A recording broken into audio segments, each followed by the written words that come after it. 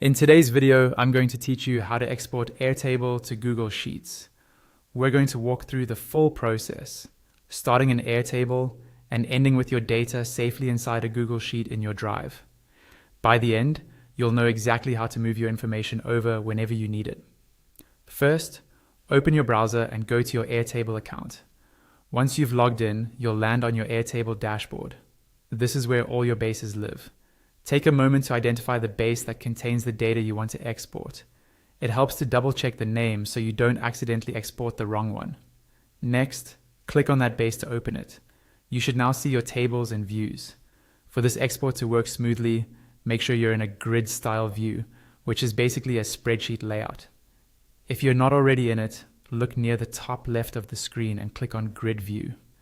This ensures your data is formatted in rows and columns that will transfer cleanly to a CSV file.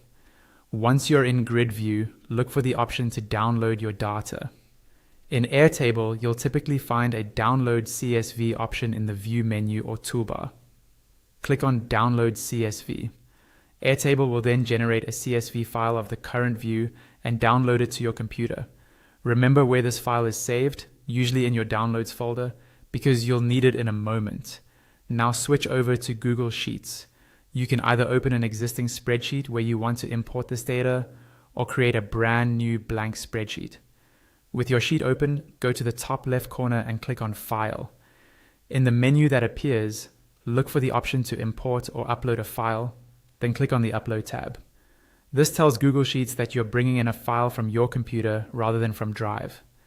Click on Browse to open your file picker. Navigate to the location where your CSV from Airtable was saved, select that file and confirm. Once you've selected it, click on Done if prompted, and then choose to import the data. Google Sheets will read the CSV and place all your Airtable records into the sheet. Finally, go back to your Google Drive. You'll see your newly created or updated Google Sheet there, now containing all the data that was in your Airtable base.